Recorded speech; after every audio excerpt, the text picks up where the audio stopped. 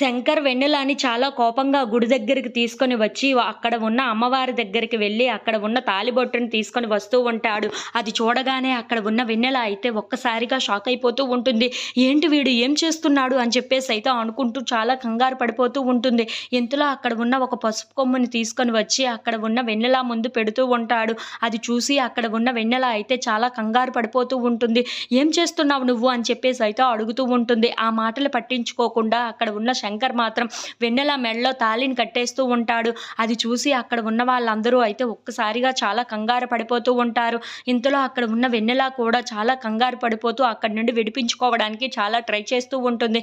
ఇంతలో అక్కడ ఉన్న శంకర్ మాత్రం తన్ని విడిపించుకోనివ్వకుండా తన మెడలో 3 ముళ్ళు వేసేస్తూ ఉంటాడు. అది చూసి అక్కడ ఉన్న వెన్నెల అయితే ఒక్కసారిగా షాక్ అయిపోయి శంకర్ వైపు అలా చూస్తూ ఉండిపోతుంది.